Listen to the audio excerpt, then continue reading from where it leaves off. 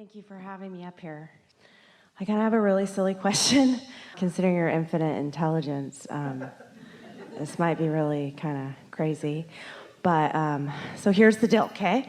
So I have my own company, but I really like this show called Schitt's Creek, and it's on Netflix. And I watch it like all the time. So I'm doing I'm making my bed. You know what Esther likes about that? What? She's watched all of it. You know what she likes about it? You know what the premise of it is? Yes. Premise of it is a family loses their fortune to a ne'er-do-well financial person, and the government takes everything they own. We've often said to you, if you went home and your house wasn't there, you'd be in a better place than ever because everything would be new to you. But the only thing that they still possess is this wealthy family previously. The only thing that they still possess is a town called Schitt's Creek that the father bought for the son for a joke, and the government didn't confiscate it because it had no value. So now they moved there to this town with backward people, and so it's two cultures sort of integrating. But the thing that Esther loves about it is that they are nice people who are finding ways to enjoy each other.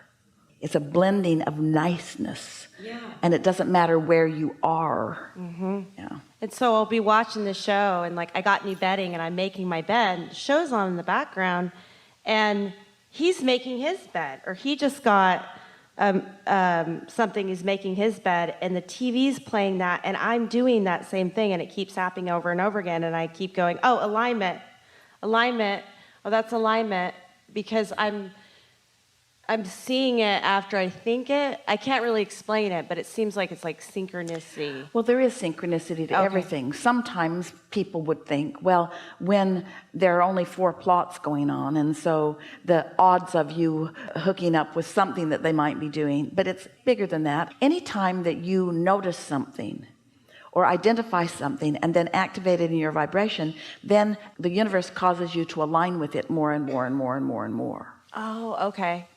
Yeah, I just read your books and get a lot of clarity on stuff, and then I just do my work thing, and then I just read your book again, and then you're like, go do. So I just get clear and then make money, and then get clear again and then make more money, and then I get clear again and then just keep making more money. That's kind of what I do. And we really like your formula. We would just add some other words to it. Get clear again, those are really good words, but we would add to those words by saying, find pleasure in something which brings me clarity, and then.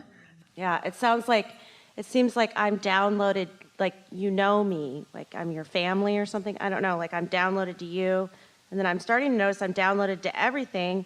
Like my husband makes me watch Batman, okay? I just don't want to watch it anymore. But then I realize, I can watch Batman with everybody in the world that's ever watched Batman and have that same experience. You're there and everybody's there, and so it doesn't really matter what I'm doing. It matters kind of how I'm feeling while I'm doing that.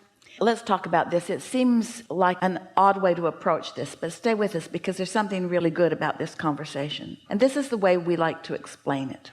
Most people are trying to figure themselves out in relationship with everybody else. So most everybody's cataloging and pigeonholing everything. There are those who like to watch Batman, and there are those who like to watch basketball, and there are those who like to watch politics, and so forth. And so there are all these piles of humanity, all sort of aware of each other, but mostly just aware of where they stand, and mostly believing that where they stand is the good place, and that where everybody else stands is a lesser good place. And so there's that feeling of competition, and mostly a lot of resistance that people are feeling about each other. So, of course, you have your samenesses and your similarities and your harmonies. This is the contrast from which you're selecting your preferences. Esther wants to rearrange the furniture in the suite she's staying with in this hotel because she knows for sure that that picture was supposed to be centered over the couch, and now it isn't. So at one time, she knows that that living room was down there, and so she sort of wants to move the couch. If anybody wants to help her, she's going to do it this afternoon. Always looking for improvement is sort of how you're all wired. Well, we would like you to look at this clump of humanity and all of the Schitt's Creek watchers and the Batman watchers and whatever other category that you're wanting to see, and see from our point of view that there are only two categories worth mentioning. There's the clump of people who are in this moment under the influence of their inner being, and there is a clump of people that in this moment are not under the influence of their inner being. And it doesn't matter what activity that they are involved in. It only matters if they are under the influence of source while they are involved or not.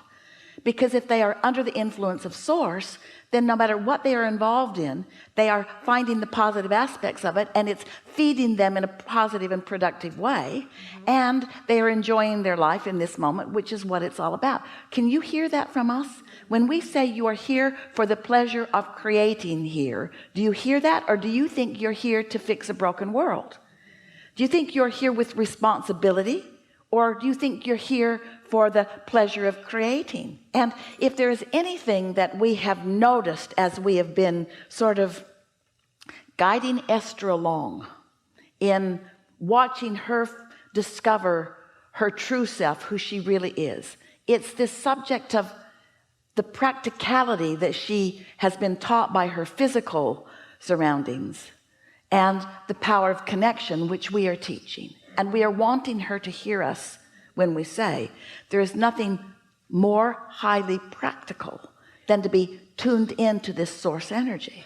And so that's why a conversation that you sort of started out here with feels frivolous and not important. In other words, shouldn't we be trying to heal cancer, and shouldn't we be trying to feed the hungry, and shouldn't we be trying to do something about world peace? And we say those problems that are big problems that the consciousness have thought of as big problems, as soon as we focus upon those, you know what happens? You disconnect from your source and you become part of one of those piles that is powerless to change anything.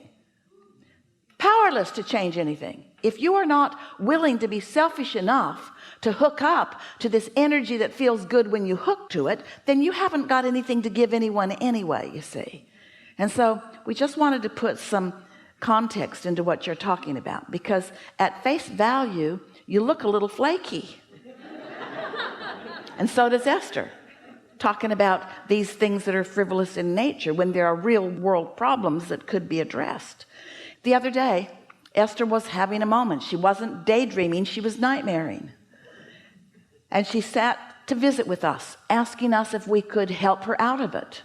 And she can always reach us. And we said to her, this isn't a good time for you, Esther, because we can't come low enough to find you, and you can't come high enough to find us. Go to bed. Go to bed. Go to bed. I feel really blessed to be able to sit up here with you. You're blessed whether you get up here or not.